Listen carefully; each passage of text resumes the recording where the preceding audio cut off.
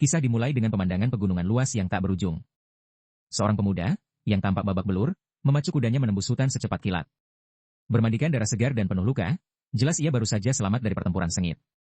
Tiba-tiba, suara gemerisik muncul dari semak-semak di pinggir jalan. Sesaat kemudian, seekor rusa melesat keluar, memotong jalan tepat di depan tunggangannya.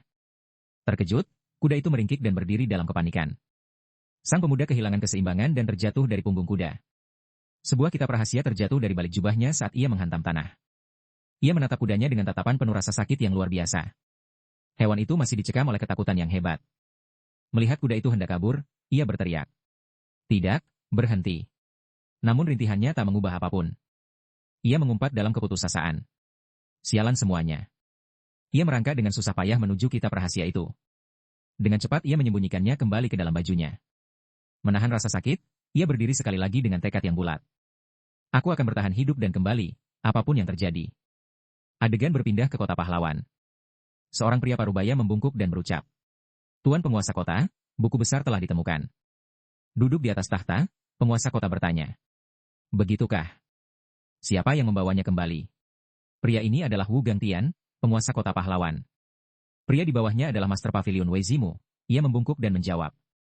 Kapten Bloodwolf, bocah bernama Yin Jianhao. Wu Gangtian merasa ragu. Kelompok Bloodwolf. Bukankah mereka hanya ditugaskan membuka jalan untuk misi ini? Wei Zimu mengangguk. Benar, Tuan. Sang penguasa bertanya tentang kelompok Blackwind, Wei Zimu menghela napas. Mereka semua dibantai habis oleh Blood Palace. Wu Gangtian tetap tenang, mengelus janggutnya tanpa rasa terkejut. Jadi, melawan pasukan Ghost Spirit milik Blood Palace, dia berhasil kembali sendirian.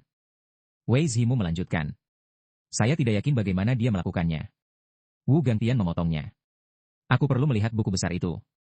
Dan bocah itu juga. Adegan berpindah ke aula naga surgawi. Pemuda babak belur yang sebelumnya kini ada di sini, sudah berganti pakaian. Di atasnya, Wu Gangtian duduk membaca buku besar yang dibawanya. Setelah beberapa saat, ia bicara. Tahukah kau buku apa yang kau bawa kembali ini? Pemuda itu menjawab dengan wajah serius. Itu adalah buku besar jaringan intelijen Blood Palace. Wu Gangtian bertanya lagi. Tahukah kau berapa banyak uang yang dihabiskan untuk membuat buku ini? Pemuda itu menggelengkan kepala. Aku tidak tahu soal itu. Namun, aku tahu berapa banyak nyawa yang dikorbankan untuk melindunginya. Wu Gangtian menatap tajam ke arahnya. Berapa banyak? Pemuda itu menjawab dengan jujur. 225 orang. Wu Gangtian membenarkan. Tepat sekali. Itu merenggut banyak nyawa. Luar biasa kau bisa kembali sendirian. Mendengar hal ini, batin sang pemuda terkejut. Sendirian. Kilas balik kembali saat ia masih berada di dalam Blood Palace bersama yang lainnya. Mereka ketahuan, penjaga Blood Palace mengepung mereka. Tangka arah penyusup ini. Pertempuran brutal pun pecah. Dan tentu saja, ia terjebak tepat di tengah-tengahnya. Pedang yang tak terhitung jumlahnya menusuk ke arahnya. Pemuda itu menggunakan sarung tangannya untuk menangkis sambil melangkah mundur. Sesaat kemudian, semua orang penuh luka dan bersimbah darah.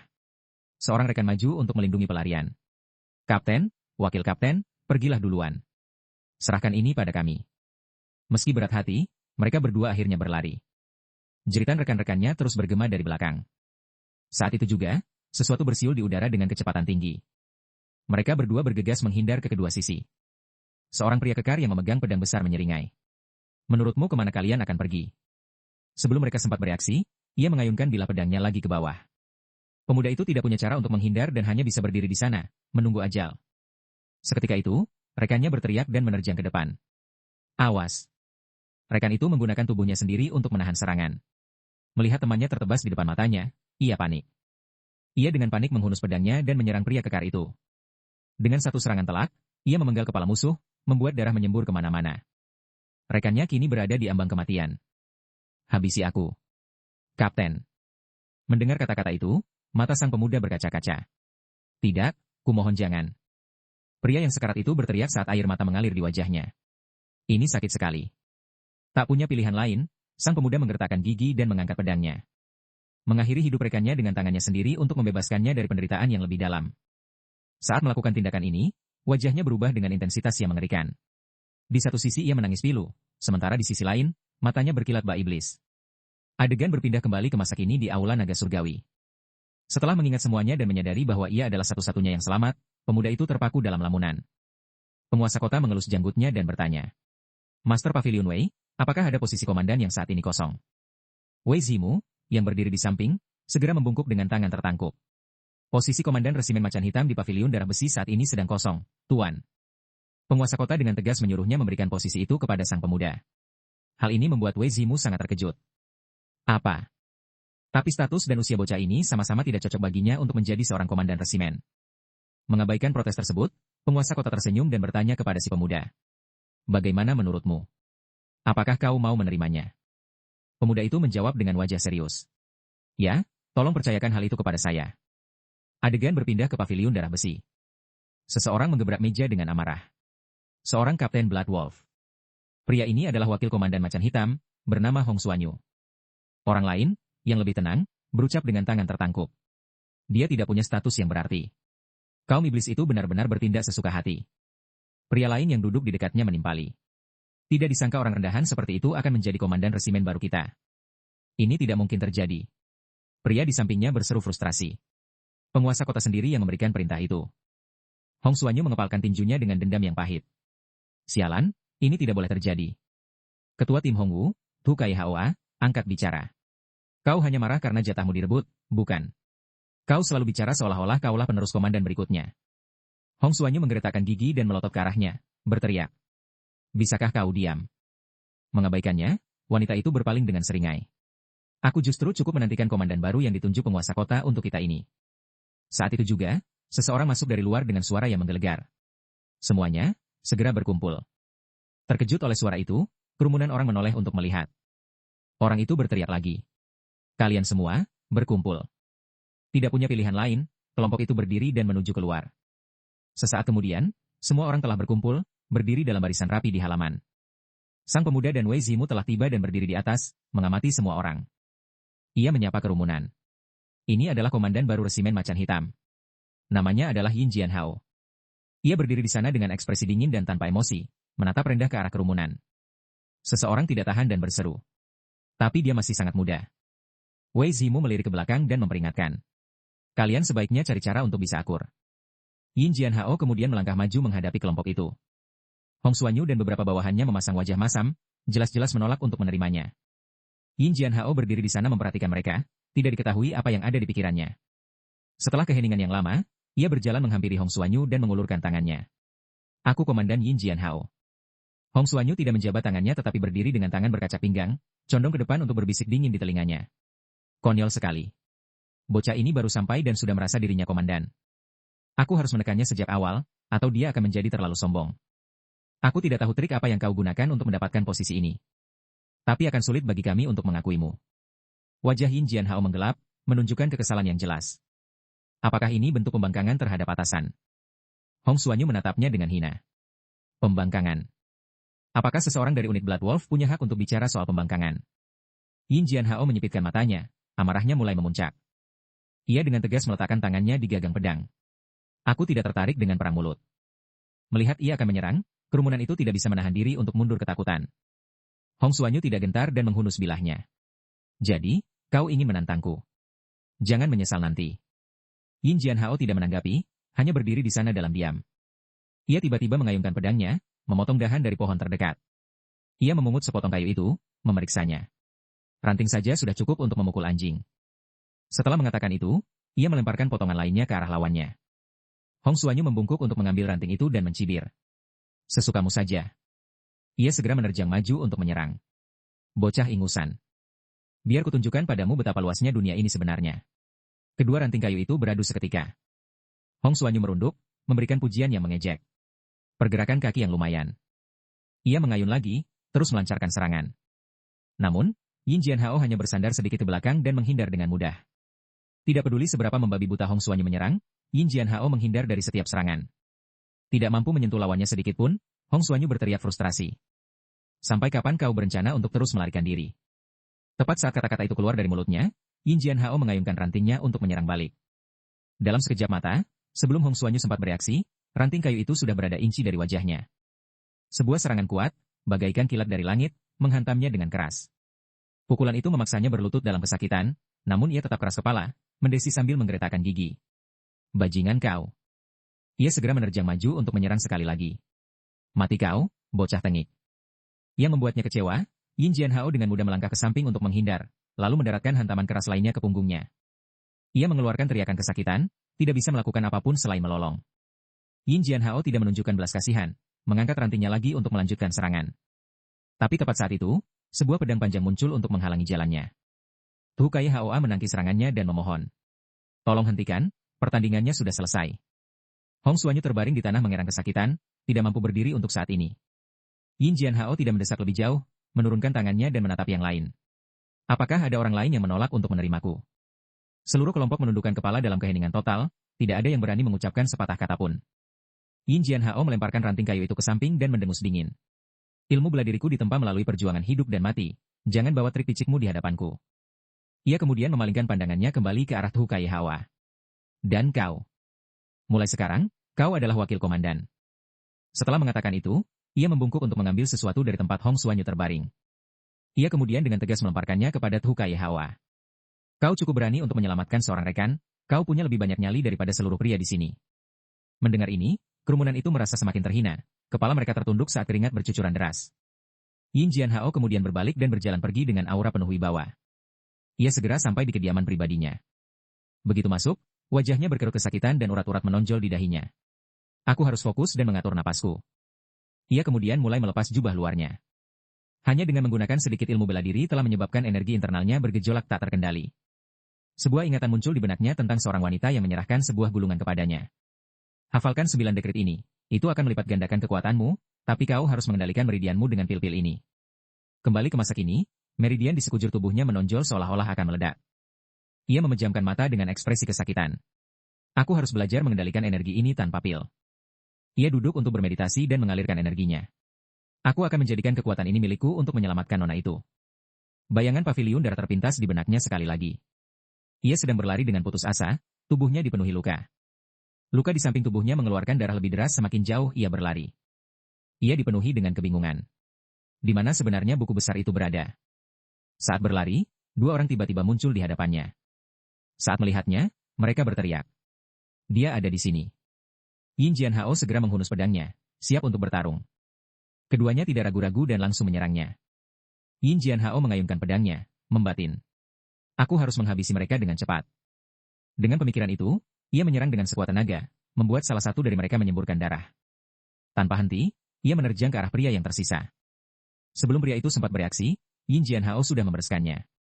Hanya dalam sekejap, Yin Jianhao telah menghabisi kedua lawannya begitu cepat hingga mereka mati sebelum menyadari apa yang terjadi. Yin Jianhao terengah-engah mencari udara, sudah terluka parah, jurus ini membuat tubuhnya semakin kelelahan. Meski begitu, ia tetap bertekad untuk terus maju. Aku harus menemukan benda itu apapun yang terjadi. Ia terengah-engah di setiap langkah, tidak menyadari seseorang bersembunyi di balik dinding di depan. Saat ini, Yin Jianhao terlalu lelah bahkan untuk berdiri tegak, tubuhnya goyah saat ia jatuh pingsan. Aku tidak bisa. Melihatnya terjatuh, wanita itu melangkah keluar dan memegang tangannya. Ia kemudian membantunya untuk bersandar di dinding tersembunyi di dekatnya. Ia kemudian mengeluarkan sebutir pil obat dan menyuapkannya kepadanya. Setelah meminum obat itu, Yin Jianhao segera sadar kembali. Saat ia membuka matanya, wanita itu bertanya. Apakah kau sudah bangun? Aku adalah mata-mata untuk kota pahlawan. Di mana regu iblis besi? Aku harus kembali ke kota bersama mereka. Yin Jianhao menatapnya dengan sedih. Regu iblis besi tidak akan datang. Mendengar ini, wanita itu terkulai dalam keputusasaan, mengeluarkan tangisan lemah. Jadi, sejak awal, mereka tidak pernah punya niat untuk menyelamatkanku. Ia kemudian mengeluarkan sebuah buku besar dari lengannya. Catatannya ada di sini. Ambil dan pergilah. Yin Jianhao terpaku. Bagaimana kau bisa mendapatkan ini? Wanita itu menjelaskan. Aku menulisnya lebih awal untuk diberikan kepada regu iblis besi. Aku telah mendapatkan kepercayaan tetua, jadi aku tidak akan dicurigai. Tolong bawa ini kembali. Yin Jianhao mengambil buku besar itu dan berkata. Ayo pergi bersama. Wanita itu menggelengkan kepalanya. Jika kita melakukannya, kita berdua akan mati. Buku besar ini harus sampai ke kota pahlawan, hanya dengan begitu keluargaku bisa selamat. Tepat saat itu, langkah kaki yang terburu-buru mendekat dari kejauhan dibarengi dengan teriakan. Periksa area ini secara menyeluruh. Mendengar keributan itu, Yin Jianhao tidak bisa menahan diri untuk tidak mengumpat. Sialan. Wanita itu berbalik untuk pergi, namun sebelum menghilang, ia meninggalkan satu kata terakhir untuknya. Semoga beruntung. Yin Jianhao buru-buru menanyakan nama gadis itu.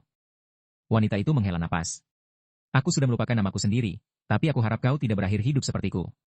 Setelah mengucapkan kata-kata itu, ia pergi dengan mantap, hanya meninggalkan siluet yang kesepian. Yin Jianhao berteriak dengan tegas. Aku pasti akan kembali untuk menyelamatkanmu. Mendengar ini, meski ia memiliki sedikit harapan, sudut mulutnya secara insting melengkung dalam rasa nyaman. Di belakangnya, Yin Jianhao mengepalkan tinjunya dan membatin. Pertama, aku harus kembali ke kota pahlawan. Aku akan menggunakan mantra hafalan itu untuk mendorong kultivasiku hingga batas mutlak. Aura di sekujur tubuhnya mulai bergejolak dengan hebat. Matanya berkilat bagaikan binatang buas yang baru saja terbangun. Ia berdiri membungkuk dengan tinju mengepal, mengalirkan energi dari mantra itu dengan panik. Pasukan musuh sudah mencapainya dari belakang. Bajingan, akhirnya kami menemukanmu. Serang, saudara-saudara, dia ada di sini.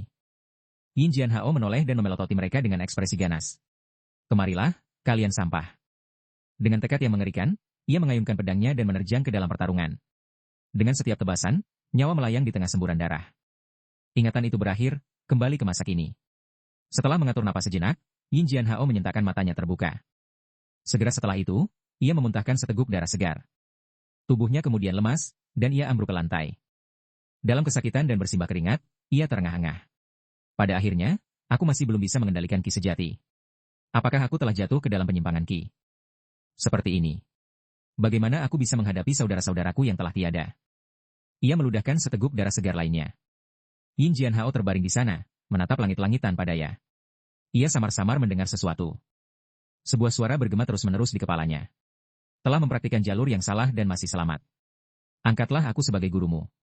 Aku akan menyelamatkanmu. Mendengar suara itu, ia bertanya siapa itu. Suara itu tidak menjawab namun terus membujuknya. Jadilah penerus istana iblis surgawi. Yin Jianhao menjawab. Aku tidak peduli apa itu istana iblis surgawi, aku tidak punya niat untuk mengangkatmu sebagai guruku. Suara itu mengumpat dengan marah. Kau bocah yang tidak tahu berterima kasih. Segera setelah itu, gelombang rasa sakit yang lebih menyiksa menyelimutinya, membuat Yin Jianhao mengerang tanpa henti. Setelah saat-saat penderitaan itu, suara itu berbicara lagi. Apakah kau akan mengangkatku sebagai gurumu sekarang? Yin Jianhao tetap keras kepala. Aku bilang tidak, ya tidak. Orang itu semakin marah dan terus menyiksanya. Setelah beberapa saat, teriakan itu berhenti sepenuhnya. Lengan Yin Jianhao jatuh lemas di tanah, sepertinya rasa sakit itu menyebabkannya kehilangan kesadaran. Di luar paviliun darah, seekor burung bulbul berkicau merdu di atas pohon. Di dalam, Yin Jianhao tetap tergeletak di lantai, pingsan. Tiba-tiba, sebuah suara mendesak memanggil dari luar. Komandan. Ia tersentak sadar dari suara itu. Ia membuka mata dan melihat ke arah pintu. Orang yang memanggilnya adalah Tu Kaihawa. Kau tahu hari ini upacara pelantikan, kan? Sang protagonis tidak boleh terlambat. Tidak peduli seberapa keras ia berteriak, hanya ada keheningan sebagai jawaban. Ini membuatnya merasa agak kesal dan gelisah. Apakah dia ada di dalam? Ia kemudian dengan tegas bergerak untuk membuka pintu. Komandan, apakah ada sesuatu yang salah? Mendapati pintu terkunci dari dalam, ia mengangkat kakinya untuk mendobraknya. Aku masuk. Tepat saat itu, suara Yin Jianhao bergema dari dalam. Tidak ada yang salah. Aku akan berada di upacara tepat waktu. Mendengar jawabannya, ia menghela napas lega dan menurunkan kakinya. Kalau begitu kami akan menunggumu di sana. Ia berpikir dalam hati dengan curiga. Belum menunjukkan wajahnya selama 3 hari. Aku ingin tahu apa yang terjadi. Pria yang aneh. Suasana beralih ke aula dalam paviliun darah, di mana sekelompok orang sedang berkelahi. Seorang pria berteriak saat ia menerjang maju. Kau sampah serigala darah rendah yang hanya tahu mengikuti jejak orang lain, beraninya kau masuk tanpa izin. Pukulan yang ia lepaskan dengan mudah dihindari oleh lawannya dengan melangkah mundur. Lawannya secara bersamaan meluncurkan tendangan balasan, namun ia condong ke belakang untuk menghindarinya. Setelah menghindari serangan itu, ia mendengus dingin. Ia kemudian melepaskan tendangan ganda, mengenai keduanya. Kedua lawan itu terpukul secara bersamaan dan terseret di atas tanah. Ia berkata dengan dingin. Kami adalah regu macan kumbang hitam, bukan kelompok serigala darah. Lagi pula, kalian yang memulai ini. Keduanya mengabaikannya dan menyerang lagi dengan panik. Aku akan membunuhmu. Lawannya menggertakkan gigi dan melayangkan serangkaian pukulan, pria itu hanya bisa menahan diri untuk memblokir serangan tersebut. Orang satunya kemudian melompat di atas kepalanya dan memberikan tendangan ke bawah. Pada saat ia melihat ke atas, serangan itu sudah berada inci dari wajahnya. 2 lawan 1, kemenangan sudah pasti. Pada akhirnya, ia terbanting dengan wajah menghantam tanah oleh lawan-lawannya. Setelah unggul, keduanya tertawa penuh kemenangan. Beri dia hajaran yang sepantasnya. Keduanya kemudian berulang kali menendang dan memukuli lawan mereka. Kerumunan penonton memperhatikan dengan saksama saat tiba-tiba sebuah suara keras menggelegar dari belakang. Minggir dari jalan. Berikan jalan untukku. Di paviliun darah, Komandan Regu Tanho, Cao Tiandao, dengan tubuhnya yang gemuk dan buncit, melangkah mendekat dan membentak. Apa-apaan yang terjadi di sini? Seorang pria menunjuk sosok yang tergeletak di tanah dan melaporkan. Bajingan ini yang membuat keributan, Tuan. Pria satunya meludahkan seteguk darah segar sebagai protes. Orang-orang ini yang memulainya. Mereka menuduhku dari kelompok serigala darah. Sebelum ia sempat menyelesaikan kalimatnya, wajahnya ditampar sekali lagi. Pemuda itu, bingung dengan apa yang terjadi, mendongak dengan tatapan linglung. Orang yang memukulnya tak lain adalah Cao Tiandao, yang menunjuk langsung ke wajahnya dan berkata, "Kaulah yang bersalah di sini." Apakah Regu Macan Kumbang Hitam masih berani menampakkan wajahnya? Pemimpin lama menggelapkan dana, pemimpin baru cuma bocah ingusan, dan wakil pemimpinnya sekarang seorang wanita. Mendengar ejekan itu, pria itu mendesis sambil menggertakkan gigi. Itu benar-benar omong kosong. Melihat reaksinya, Cao Tiandao terus mencibir. Hanya karena kau di bawah bocah serigala darah itu sekarang, kau pikir kau sudah lupa cara merasa takut. Pemuda itu, tanpa rasa takut, berteriak balik. Jangan menghina Komandan Regu. Melihat perlawanan bocah itu, Cao Tiandao mengangkat tangannya lagi. Kau bajingan kecil. Namun tepat saat itu, sebuah tangan lain terulur dan menangkar gelangan tangannya dengan kuat. Orang ini tidak lain adalah Yin Jianhao. Pemuda itu terkejut melihatnya. Komandan Regu. Cao Tiandao menoleh mendengar nama itu. Bocah serigala darah. Yin Jianhao menatapnya dengan dingin. Jika kau punya masalah, hadapi aku secara langsung. Pria itu menatap lengannya sendiri yang gemetar di bawah cengkeraman itu, sambil membatin. Kekuatan yang luar biasa. Aku tidak bisa bergerak sama sekali. Yin Jianhao memelototinya lagi, suaranya sedingin es. Atas kejahatan membuat keributan dengan Regu Macan Kumbang Hitam, begini caraku menanganinya. Dengan kata-kata itu, ia dengan tegas memberikan tekanan dan mematahkan lengan pria itu. Tepat di depan semua orang, lengan itu dipuntir dan dipatahkan. Teriakan kesakitan yang mengerikan seketika bergema. Yin Jianhao tetap tanpa ekspresi, sikapnya sangat suram. Cao Tiandao ambruk ke tanah, menggeliat dan memegangi lengannya dalam rasa sakit yang tiada henti. Para penonton di sekitar tidak bisa menahan diri untuk tidak mengeluarkan keringat dingin, kewalahan oleh ketegangan itu. Mengabaikan keributan itu, Yin Jianhao dengan dingin berbalik dan pergi, meninggalkan pria yang meraung di belakangnya. Sesaat kemudian, ia tiba di sebuah paviliun dan duduk untuk bermeditasi. Ia menyingsingkan lengan bajunya untuk memeriksa lengannya, tenggelam dalam pikiran. Ki sejati tidak lagi meledak, sebaliknya, darah dan ki di tubuhnya mengalir lebih lancar dari sebelumnya. Bahkan saat mengalirkan mantranya, titik nadi di tubuhnya tetap stabil dan tidak terganggu. Apakah aku benar-benar bisa mengendalikan mantra itu sekarang? Tapi, suara apa itu sebenarnya? Suasana beralih ke istana naga surgawi. Tuan kota duduk di sana seperti biasa. Setelah mendengar laporan bawahannya, ia menghela napas. Aku tidak tahu harus tertawa atau menangis dengan orang itu. Apakah dia benar-benar mematahkan lengan Komandan Regu Tanho? Muichi mengangguk tegas sebagai konfirmasi. Ya, Tuan Kota. Segera setelah diangkat menjadi pemimpin, dia memegang kendali penuh. Konon dia begitu kejam sehingga regu lain tidak lagi berani meremehkan mereka. Tuan Kota terkekeh dengan penuh minat. Aku pasti tidak salah menilainya. Dia adalah permata yang belum terasah. Ia kemudian bangkit dari kursinya dan berjalan menuju jendela. Ia segera sampai di jendela dan berdiri di sana, mengamati dengan penuh perenungan. Di kejauhan, Yin Jianhao sedang bermeditasi dan berkultivasi dalam diam. Ia memperhatikannya, membatin. Meski dia permata mentah, kekurangannya adalah aku tidak bisa memprediksi apa langkah selanjutnya. Tepat saat itu, seorang wanita muda mendekat, mengejutkannya. Ayah, apa yang sedang ayah lihat dengan begitu saksama? Ini adalah nona keempat dari kota pahlawan, bernama On Hulan. Tuan kota melirik putrinya dan tersenyum. Ah, Lan Er, ayah tidak melihatmu masuk. Wajahnya tertanu kecurigaan. Kenapa ayah ada di sini begitu tiba-tiba hari ini? Ia menggelengkan kepala. Bukan apa-apa. Tapi bagimu mencari ayahmu seperti ini, kau pasti menginginkan sesuatu. Dia menundukkan kepalanya, berakting sedikit merasa bersalah.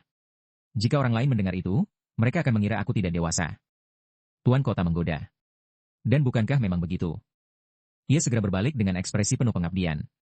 Ayah, sungguh. Baiklah, kemarilah dan duduklah.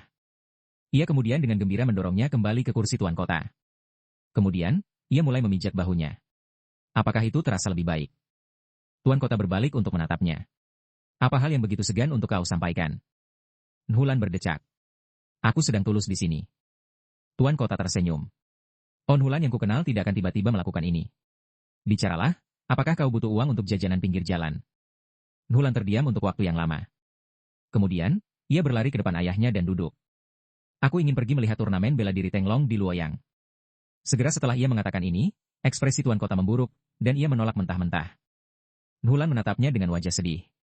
Tolong biarkan aku pergi, aku sangat ingin melihatnya. Tapi ia disambut dengan tekadnya yang tak tergoyahkan. Aku bilang tidak, ya tidak. Nulan menundukkan kepalanya dan menggembungkan pipinya karena kecewa, jelas sekali kesal. Tuan kota terus menjelaskan. Situasi saat ini tidak baik. Aku bilang tidak, dan itu keputusan akhir. Sikap Nulan berubah seketika saat ia berdiri, wajahnya menjadi gelap saat ia berbalik untuk pergi. Ayah sudah mengatakan itu selama 15 tahun sekarang. Setelah melontarkan kata-kata itu, ia melangkah pergi dengan tegas. Meskipun ia berseru untuk menghentikannya, satu-satunya jawaban hanyalah dentuman keras pintu yang dibanting. Tuan kota memegangi kepalanya dengan tidak berdaya, benar-benar bingung apa yang harus dilakukan. Suasana beralih ke aula perjamuan paviliun darah. Yin Jianhao dan saudara-saudaranya dari Regu berkumpul di sana, menikmati pesta yang meriah. Seorang pria mengangkat gelasnya dan berkata, "Ini semua berkat Komandan Regu sehingga reputasi kita melonjak tajam." Yang lain menimpali.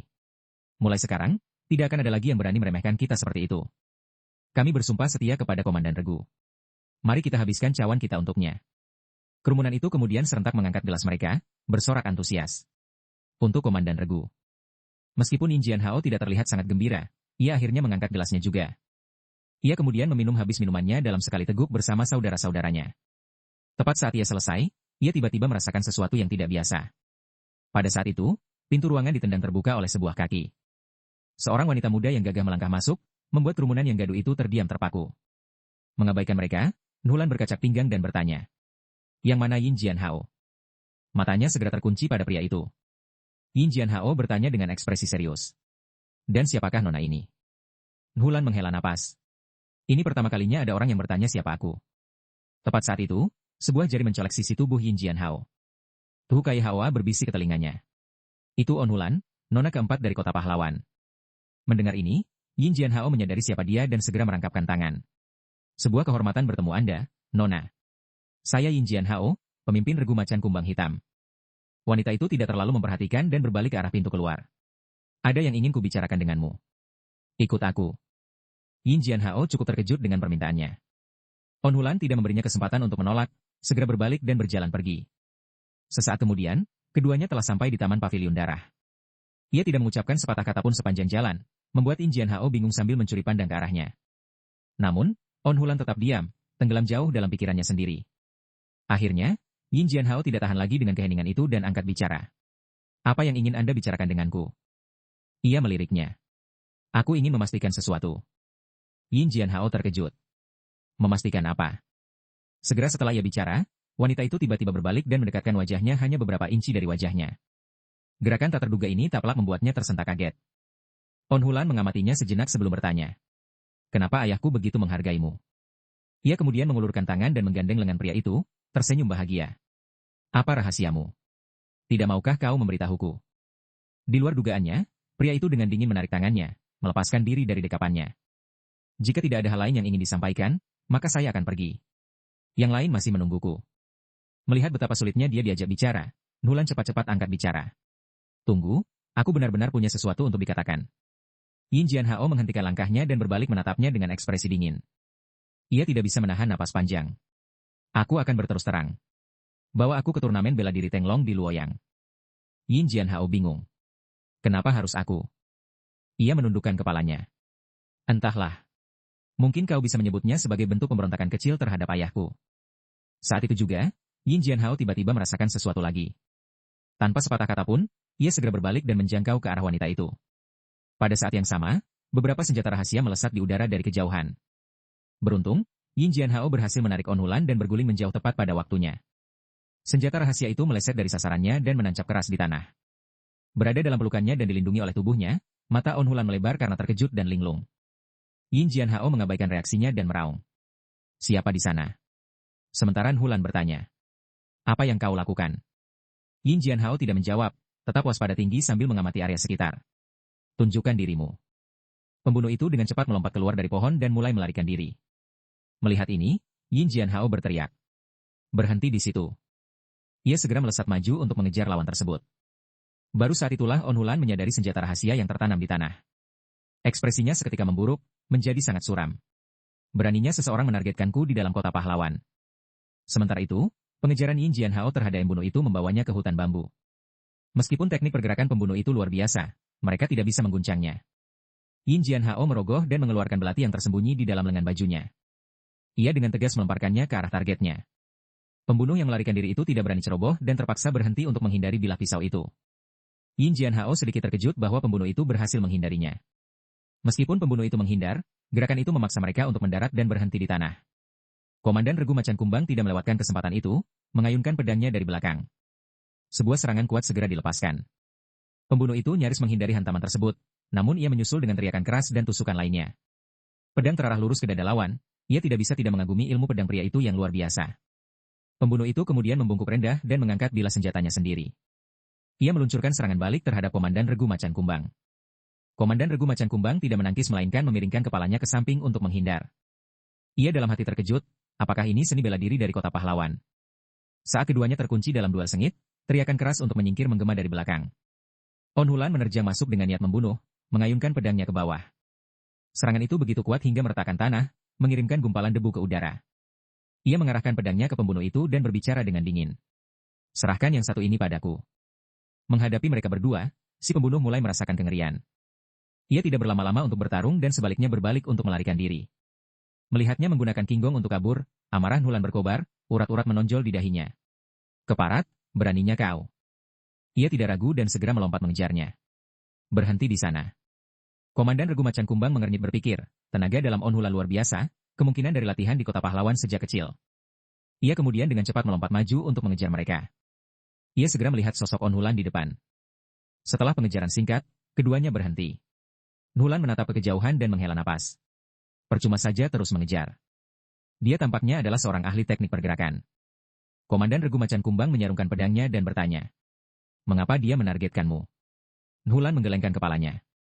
Aku tidak tahu. Ia bertanya lagi. Bisakah kau memikirkan alasannya? Dia menggeleng. Tidak. Aku telah menghabiskan seluruh hidupku di kota pahlawan. Aku bahkan belum hidup untuk diriku sendiri. Ini sangat tidak adil. Ia memperingatkan. Itu bisa jadi seseorang dari dalam kota, jadi berhati-hatilah. Hulan segera berbalik menghadapnya. Apakah kau sebenarnya mengkhawatirkanku? Ia membatin. Apa ini? Mengapa aku merasa dia sangat menggemaskan? Ia lalu tiba-tiba memberinya ciuman di pipi. Terima kasih telah menyelamatkanku. Suasana beralih ke pinggiran kota pahlawan. Pembunuh itu akhirnya berhenti dan mendarat di tanah. Ia berjalan ke balik pohon dan dengan cepat melepas topi bambu serta masker wajahnya. Ia menghela napas lega. Itu tadi nyari saja, aku hampir ketahuan. Suasana beralih kembali ke Aula Naga Langit.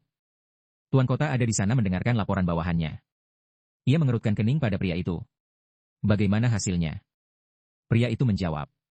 Aku melemparkan beberapa senjata rahasia, nona muda pasti merasa ketakutan. Kekhawatiran terpancar di wajah tuan kota. Senjata rahasia. Bagaimana jika kau mengenainya? Pria itu menenangkannya. Dengan keahlian Nona Hulan, menghindari jurus-jurus itu semudah membalikan telapak tangan. Tuan kota tetap memarahinya dengan cemas. Aku tidak menyuruhmu untuk benar-benar menyerangnya, aku hanya menyuruhmu menakut-nakutinya agar dia tidak pergi ke turnamen bela diri. Pria itu menatapnya. Komandan Regu Macan Kumbang memblokir senjata-senjata itu, jadi mereka bahkan tidak menyentuh ujung pakaian Nona. Tuan kota terpana. Komandan Regu Macan Kumbang. Mengapa pria itu bersama Hulan? Pria itu menjelaskan. Sepertinya Nona mudalah yang mencarinya terlebih dahulu. Mendengar ini, Tuan kota menghela napas tak berdaya. Suasana beralih ke paviliun darah. Setelah kembali, Komandan Regu Macan Kumbang segera menenggelamkan dirinya dalam kultivasi. Meridian di seluruh tubuhnya berdenyut saat keringat mulai mengucur sekali lagi. Wajahnya berkerut, gigi terkatup saat ia mencoba menahan penderitaan yang hebat. Sebuah penglihatan asing tiba-tiba muncul di benaknya. Pemandangan apa ini? Apakah ini ingatan seseorang? Penglihatan tentang istana iblis langit yang bersimbah lautan darah menjadi sangat jelas di benaknya. Ia berdiri di sana dengan linglung, menyaksikan pertempuran di depannya dengan kebingungan total. Ini adalah seorang pria tua berambut putih bertarung layaknya iblis di tengah medan perang. Para penyerang seperti laron yang mendekati api. Jeritan pilu bergema terus-menerus pada setiap sabetan bilah pedangnya. Setelah beberapa saat, mereka semua tergeletak mati di bawah pedangnya. Pria tua itu berlumuran darah segar, meskipun tidak jelas apakah itu darahnya sendiri atau dari mayat-mayat di kakinya. Ia kemudian melirik ke arah Komandan Regu Macan Kumbang dan bertanya. Setelah menyaksikan semua ini, apakah kau masih menolak menerimaku sebagai gurumu? Komandan Regu Macan Kumbang menatapnya, mulut ternganga karena terkejut. Ia secara naluriah mundur selangkah. Namun saat ia mundur, ia menginjak sesosok mayat. Darah segar dari tubuh itu segera menciprat ke arahnya. Darah segar dengan cepat merambat naik ke kakinya. Itu segera mencapai wajahnya. Pria tua di kejauhan melepaskan tawariang yang penuh kemenangan. Pendekar perak itu meraung marah, aku bahkan tidak tahu siapa kau. Tunjukkan identitasmu terlebih dahulu. Pria tua itu menatap langit dan tertawa terbahak-bahak, pemuda yang bersemangat. Semakin kau seperti ini, semakin aku menyukaimu. Pemandangan di sekitar pendekar perak itu kemudian berubah dengan cepat. Keduanya tidak lagi berada di medan perang bersimbah darah. Sebaliknya, mereka muncul di dalam penjara guntur aula keadilan. Pendekar perak itu berlutut di tanah, terengah-engah, tampak sangat kelelahan. Pria tua itu tidak lagi tampak seperti sosok berlumuran darah yang mengerikan, melainkan menatapnya dengan sikap serius dan agung. Pendekar perak itu melirik sekeliling dan bertanya dengan curiga, di mana ini? Pria tua itu tidak menjawab tetapi memberi isyarat agar dia mengikuti. Ia kemudian bergerak cepat ke depan untuk memandu jalan. Pendekar perak itu tidak punya pilihan selain mengikutinya. Setelah mencapai sel penjara, sosok pria tua itu tiba-tiba menjadi semu. Melihat ini, pendekar perak itu tidak bisa menahan rasa terkejutnya. Pemandangan di depannya menyebabkan guncangan yang lebih besar, membuat matanya terbelalak tidak percaya. Karena di hadapannya adalah sosok pria tua yang dikurung dalam sel, tubuhnya ditusuk dengan paku besi. Keadaannya saat ini sangat menyedihkan, tidak memiliki dominasi mematikan yang ia tunjukkan sebelumnya. Pendekar perak itu berjalan mendekat dan duduk di depannya. Begitu ia tiba, pria tua itu mendongak. Ikuti suaraku. Pada saat itu, kedua matanya berkilat secara bersamaan. Suasana kemudian kembali ke kediaman paviliun darah. Pendekar perak itu terbangun dari komanya dengan kaget. Ia terengah-engah saat keringat mengucur deras, membatin. Itu tadi penjara guntur, pemilik suara itu ditahan di sana, aku harus segera memastikannya. Suasana beralih ke lapangan latihan paviliun darah. Kelompok itu saat ini sedang berlatih di sana dengan sangat tekun. Tu Kai Hawa angkat bicara, hari ini adalah jadwal pertemuan dengan Tuan Otuhian. Pendekar perak itu bingung. Apakah sudah hari itu? Tu Kai Hawa menjawab. Apakah kau tidak khawatir? Tuan Otuhian secara proaktif meminta untuk menemuimu. Pendekar perak itu tampak serius. Aku tahu itu. Beberapa saat kemudian, di restoran Tanhai. Tempat itu sangat ramai, dengan pengunjung yang makan dan mengobrol dalam keriuhan yang tak terlukiskan. Seseorang yang duduk sendirian di lantai satu tiba-tiba melompat. Pendekar perak itu melangkah maju dan mengambil inisiatif untuk memulai percakapan. Aku adalah pendekar perak, Komandan Regu Macan Kumbang. Pria lainnya tersenyum dan melambaikan tangannya. Tidak perlu formalitas, aku mengundangmu karena aku ingin berteman. Selanjutnya, ia mengambil sebotol arak. Mari, kita bersulang terlebih dahulu. Hari ini kita harus minum sampai mabuk. Keduanya kemudian bersulang bersama. Pendekar perak itu membawa cangkir ke bibirnya, membatin. Aku harus mencari celah untuk mengambil lencananya. Malam dengan cepat jatuh. Pendekar perak itu berdiri dengan wajah memerah, merasa sedikit pusing karena terlalu banyak minum. Pria di hadapannya melihat ini dan menghampiri untuk membantunya, bertanya. Hei, kau baik-baik saja. Wajah pendekar perak itu tiba-tiba berkerut. Ia mengambil kesempatan ini untuk menyambar lencana yang tergantung di pinggang lawan. Ia kemudian berbalik, aku akan keluar sebentar. Setelah di luar, ia menghela napas lega. Ia menggenggam erat lencana itu dan segera bergegas pergi. Dengan lencana Otuhian, Tuan Muda Sulung Kota Pahlawan, aku bisa memasuki penjara guntur. Ia menggunakan kinggo miliknya untuk bergerak secepat mungkin. Beberapa saat kemudian, di aula keadilan Kota Pahlawan. Di tengah penjara duduk sesosok orang yang berjaga. Penjaga itu merasakan sesuatu, membuka matanya, dan berteriak. Siapa di sana? Pendekar perak itu, yang mengenakan topi bambu, perlahan berjalan ke depan. Ia mendekati penjaga dan mengulurkan lencana. Ini adalah surat izin masuk. Penjaga itu bingung. Tapi aku belum menerima pemberitahuan bahwa akan ada seseorang yang datang. Pendekar perak itu tidak gentar, berbicara dengan suara tegas. Ini adalah perintah darurat. Penjaga itu tetap keras kepala dan mengusirnya. Aku tidak pernah menerima pemberitahuan seperti itu, kembali dan lalui prosedur resmi. Pendekar perak itu mengangkat lencananya lagi. Apakah kau berniat menentang otoritas lencana naga emas? Pada akhirnya, pria itu tidak punya pilihan selain berkompromi dan membawanya masuk. Pintu penjara kemudian dibuka. Pendekar perak itu memperingatkan. Aku akan pergi sendiri dari sini. Pertemuan dengan tahanan harus dilakukan dalam kerahasiaan mutlak. Penjaga itu terkejut. Bagaimana mungkin itu bisa terjadi? Pendekar perak itu menatapnya dengan dingin. Aku mendapat perintah untuk mengambil kepala siapapun yang menentang otoritas lencana ini. Penjaga itu tidak berani melawan dan hanya bisa berkompromi lagi, melangkah ke samping. Pendekar perak itu menghela napas setelah masuk. Dia sangat tegang, tahu bahwa satu kesalahan akan menyebabkan kehancuran abadi. Ia segera sampai di sel penjara yang dituju. Ia mendorong pintu dan perlahan melangkah masuk. Di dalam ada pria tua yang sama dengan yang ia temui di dalam pikirannya. Saat ia masuk, suara pria tua itu terdengar. Kau terlambat. Aku sudah lama menunggumu. Pertama, bagaimana kau tahu seni penghubung jiwa? Pendekar perak itu berpikir dengan curiga. Seni penghubung jiwa. Mungkinkah mantra yang selama ini kupelajari adalah seni itu? Memikirkan hal ini, ia angkat bicara. Bolehkah aku bertanya siapa Anda, senior? Mata pria tua itu membelalak marah. Bocah kurang ajar, segera jawab aku. Pendekar perak itu menjawab dengan jujur. Aku mempelajarinya di Istana Darah. Pria tua itu tertegun. Istana Darah. Apa kau baru saja mengatakan Istana Darah? Aura yang mengerikan meledak darinya, membuat pendekar perak itu mundur ketakutan. Namun, pria tua itu dengan cepat tenang dan bergumam. Aku harus membunuh bajingan itu. Waktuku hampir habis, aku akan mewariskan seni penghubung jiwa kepadamu. Pendekar perak itu terkejut. Apa? Tanpa menunggu reaksi, pria tua itu mendesak. Cepat. Ia segera duduk, memejamkan mata untuk fokus. Pria tua itu mengikuti dan mulai mengalirkan ki dalamnya. Tak lama kemudian, penjaga di luar datang untuk mengingatkan mereka.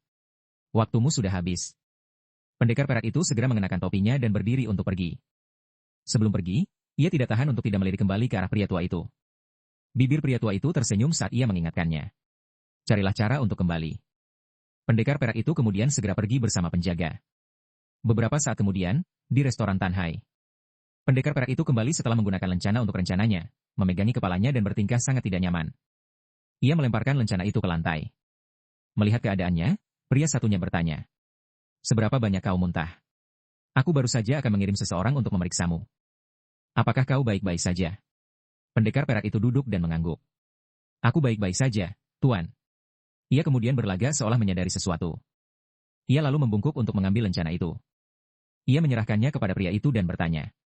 Bukankah ini lencana Anda, Tuan? Pria itu cukup terkejut melihat lencananya sendiri. Pendekar perak itu menunggu dalam diam, ekspresinya mengkhianati sedikit ketegangan.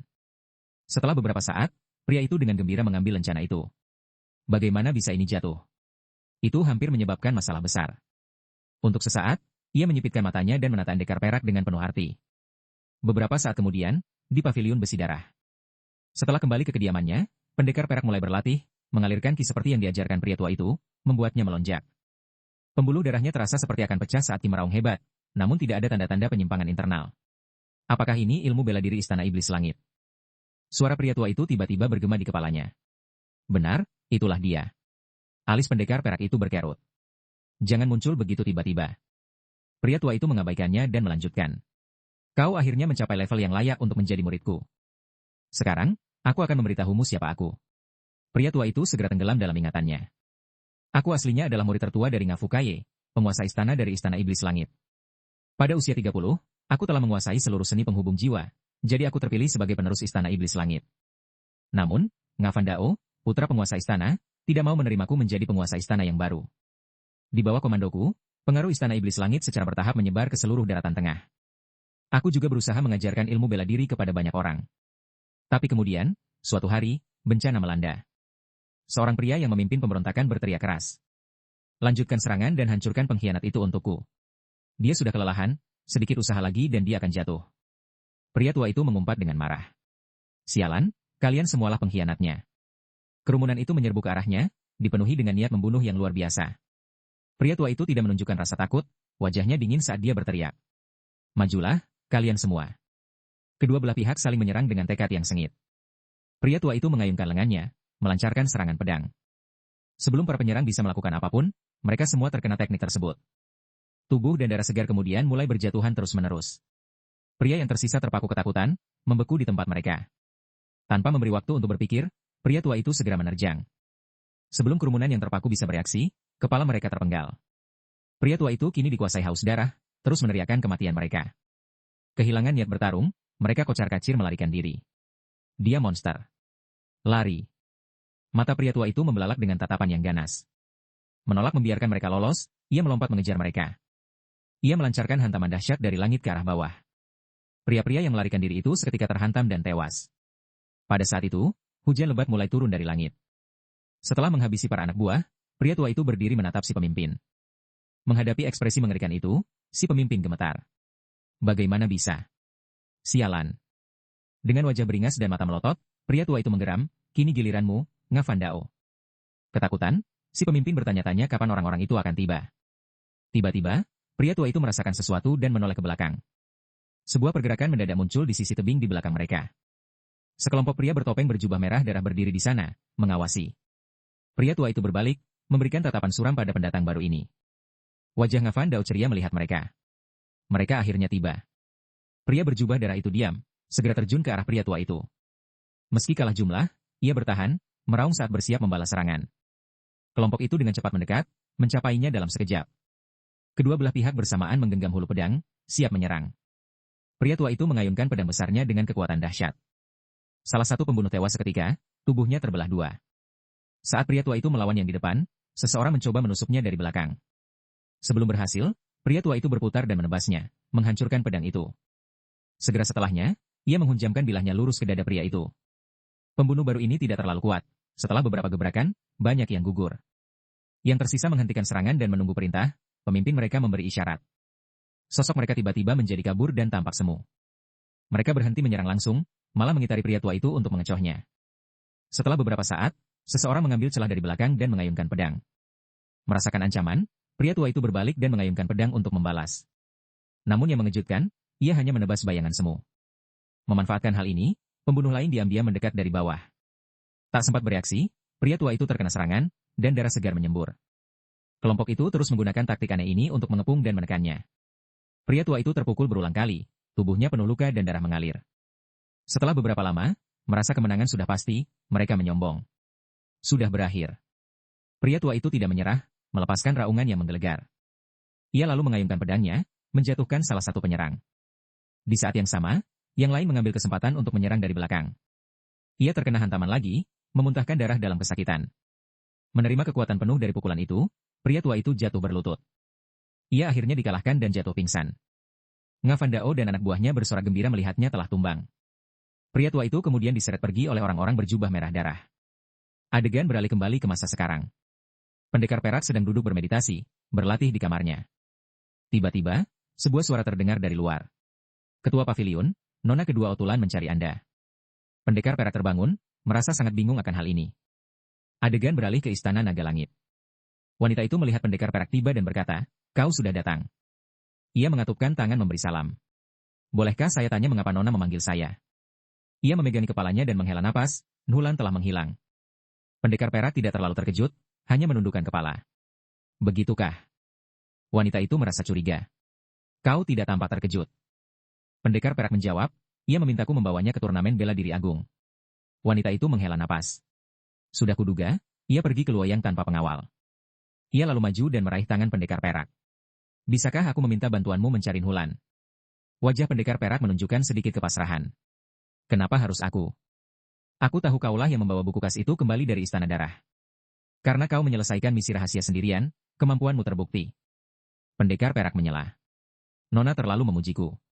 Ia lanjut. "Ayah setuju." Mendengar tuan kota turun tangan, pendekar perak terpaksa patuh. Wanita itu duduk sambil memegangi kepalanya. "Semoga beruntung." Saat pergi, pendekar perak membatin. Mungkin ini yang terbaik. Di penjara petir, pria tua itu masih ditahan dalam kondisi mengenaskan. Ia tiba-tiba merasakan sesuatu dan mendongak. "Kau datang." Pendekar perak tiba-tiba muncul di hadapannya secepat kilat. Melihat teknik gerakannya, pria tua itu tersenyum puas. "Murid yang baik. Aku akan mewariskan seluruh esensi hidupku kepadamu." Ia lalu berdiri. "Mendekatlah." Pendekar perak mendekat bingung. "Kenapa Anda melakukan ini?" "Itu takdir. Lepaskan ikatan besi pada jarum perak di pakaianku." Pendekar perak ingin bertanya, namun disela. "Cepat, tak ada waktu. Dalam waktu singkat ini, kau harus melepas semuanya. Sisanya urusanku." Mendengar itu, pendekar perak mengangguk. Tatapannya kemudian dipenuhi dengan tekad yang kuat. Ia lalu menariknya dengan sekuat tenaga. Di saat yang sama, pria tua itu mengerahkan seluruh kekuatannya. Semua paku besi yang tertanam di punggungnya berhasil dicabut. Aura yang terpancar darinya membuat pendekar perak terpukau. Tanpa ragu, ia segera mengingatkan. "Aktifkan seni pengikat jiwa." Pendekar perak tidak ragu dan mengikuti arahan, memusatkan energinya. Pria tua itu mengangkat tangan, mengertakkan gigi mengumpulkan ki. Ia lalu menempelkan tangannya ke punggung pendekar perak. Tampaknya ia berniat mentransfer seluruh kultivasinya. Pria tua itu melepaskan raungan yang menggila. Pendekar perak di depannya juga kesakitan, terus mengerang. Pria tua itu memperingatkan. "Jangan pingsan, atau meridianmu hancur."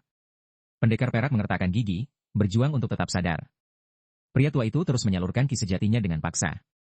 Setelah waktu yang lama, ia akhirnya menarik tangannya. Ia sendiri tersungkur tak berdaya ke tanah. Pendekar perak menoleh dengan cemas. Tetua, Anda baik-baik saja. Pria tua itu memaki gusar. Bajingan. Kau harus memanggilku guru. Pendekar perak bergegas duduk. Bagaimana perasaan Anda? Pria tua itu menghela napas. Ini batas kemampuanku. Kini bertahanlah. Di luar, seseorang sudah mendekat. Tempatnya di sini. Tuan kota dan putranya memasuki penjara bawah tanah dengan suram. Di dalam, pendekar perak menyadari sesuatu sedang terjadi. Ia segera berkata pada pria tua itu. Ada yang datang. Ayo lari. Pria tua itu mengulurkan tangan dan menahannya. Ini ajaran terakhirku. Jangan terikat tempat manapun, hiduplah bebas. Pendekar perak tersentak. Apa maksud Anda? Pria tua itu tidak menjawab dan meninggal dengan tenang. Pendekar perak menundukkan kepala. Semoga Anda beristirahat dengan tenang.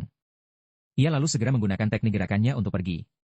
Di luar, yang lainnya telah tiba sangat dekat. Tuan kota angkat bicara dan bertanya. Kau bilang seseorang menggunakan lencanamu untuk masuk ke sini. Pria muda itu menjawab. Ya, aku tidak mengirim siapapun ke sini. Penjaga di depan terkejut. Ini gawat. Mereka bertiga bergegas masuk ke dalam untuk memeriksa keadaan. Penjaga itu mengulurkan tangan untuk memeriksa denyut nadinya. Sepertinya pria tua itu sudah mati. Tuan kota mengernyit. Akhir An Fancuk sama seperti manusia biasa. Penjaga itu menjawab. Ia di sini kurang dari 15 menit.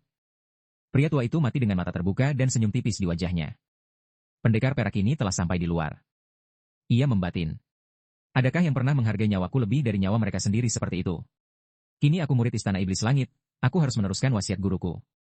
Pagi tiba di paviliun darah besi. Tu Kai Hoa mendekati pendekar perak dan bertanya. Ketua satuan, Anda memanggilku. Pendekar perak sudah bersiap, meliriknya. Perintah telah turun dari atas, aku harus meninggalkan kota pahlawan untuk sebuah misi. Tu Kai Hoa terkejut. Apa? Pendekar perak mengabaikan reaksinya dan lanjut. Sampaikan salam perpisahanku kepada saudara-saudara di kelompok bela diri. Tu Kai Hoa khawatir. Anda baru saja menjabat sebagai ketua satuan. Pendekar perak menatap wajahnya. Aku benar-benar berterima kasih atas segalanya belakangan ini, wakil ketua satuan. Aku mempercayakan kelompok macan tutul hitam kepadamu. Setelah mengatakan itu, ia mendorong pintu terbuka untuk pergi. Mendengar panggilannya, ia berhenti sejenak dan menoleh untuk melihat. Ia dengan tulus mengatupkan tangan padanya. Kamilah yang seharusnya berterima kasih.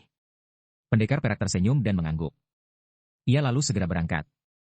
Setelah mencapai pinggiran hutan, ia tak lupa menoleh kembali ke tempat ini. Setelah beberapa saat, ia dengan tegas berbalik dan berjalan pergi. Di hatinya, ia mengingat ajaran terakhir gurunya. Hiduplah seperti angin. Apakah itu takdirku?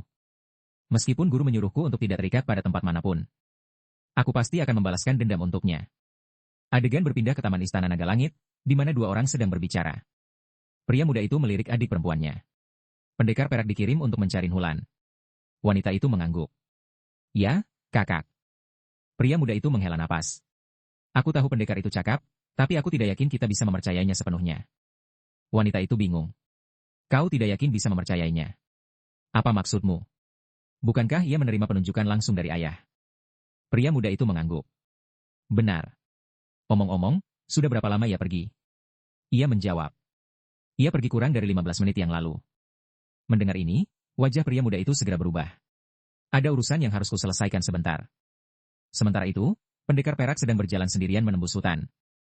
Saat berjalan, ia tiba-tiba merasakan sesuatu dan tersentak. Sebuah senjata rahasia sedang terbang ke arahnya dari belakang. Pendekar perak segera berputar dan menangkis senjata itu. Ekspresinya menggelap saat ia berteriak. Siapa kalian? Dengan cepat, 3 orang turun. Tanpa banyak bicara, mereka secara bersamaan mengayunkan pedang dan menyerang. Pendekar perak mengelak dari gerakan mereka. Ia lalu mengangkat tangannya untuk menyerang balik. Ia menghunus pedang panjangnya untuk membalas serangan lawan-lawannya. Pedang panjang dari kedua belah pihak segera bentrok. Saat rekannya bertarung di depan, yang lain menyerang dari bawah. Pendekar perak terkejut dengan koordinasi mereka. Tidak ada pilihan, ia hanya bisa bersandar ke belakang untuk menghindarinya. Meski begitu, ia tetap tergores oleh bilah lawan, menyebabkan darah menyembur keluar. Pendekar perak membatin. Sepertinya mereka tidak berniat membunuhku.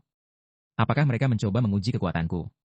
Ketiga pria itu dengan cepat merangsek maju sekali lagi. Pendekar perak mendongak, ekspresinya tegang. Tidak jauh dari sana, seseorang sedang mengamati secara diam-diam dari atas pohon. Dengan pertarungan setengah hati seperti itu, mustahil untuk mengetahui apakah ia menyembunyikan teknik rahasia. Energi dalamnya juga tidak banyak berkembang, Mungkin ia belum sempat berlatih sejak seni pengikat jiwa. Ini benar-benar mencurigakan. Pria muda yang menonton dari atas menganalisis situasi. Di bawah, pertempuran antara kedua belah pihak tetap sengit. Wajah pendekar perak menunjukkan tanda-tanda kesulitan yang jelas. Ia terus-menerus didesak mundur oleh lawan-lawannya. Wajahnya berkerut, suram dan tegang. Segera setelah itu, ia dengan tegas berbalik dan lari ke semak-semak terdekat. Ia segera menghilang sepenuhnya dari pandangan mereka. Sang pemimpin dengan tegas memerintahkan anak buahnya untuk berpencar dan mencari. Mematuhi perintah, mereka dengan cepat menuju ke arah yang berbeda untuk menemukan target mereka. Tiba-tiba, salah satu dari mereka menoleh ke belakang dengan terkejut. Pendekar perak tiba-tiba muncul, mengayunkan pedangnya untuk melemparkan tumpukan tanah ke arahnya. Tanah itu mengenai wajah pria muda itu, membuatnya kehilangan penglihatan seketika. Di sisi lain, sang pengamat menghela napas. Ia bahkan tidak ragu menggunakan trik kotor rendahan. Tak ada gunanya mengamati lebih jauh. Ia lalu bersiul untuk memberi sinyal kepada yang lain. Mendengar sinyal itu, mereka segera mundur. Pendekar perak tidak mengejar mereka dan dengan senang hati menyarungkan pedangnya. Rasanya itu sudah cukup untuk sore ini. Beberapa saat kemudian, di sebuah kota. Pendekar perak, setelah menempuh perjalanan jauh, kini telah sampai di sini. Melihat kedai minuman di hadapannya, ia membatin. Aku harus mampir sejenak untuk segelas bir draft. Setelah memutuskan, ia segera melangkah masuk. Pelayan dengan sigap datang menyapa. Apakah Anda makan sendirian, tamu? Saat ini kami kehabisan meja kosong. Apakah Anda keberatan berbagi meja dengan orang lain, Tuan? Pendekar perak mengangguk mantap. Tidak masalah, aku hanya ingin segelas bir draft untuk melepaskan dahaga. Pelayan itu segera memandu jalan, memberi isyarat agar ia mengikuti. Kalau begitu silakan, lewat sini. Ia mendekati meja di mana tamu lain sedang duduk dan bertanya. Maafkan saya, apakah Anda keberatan berbagi meja ini, tamu?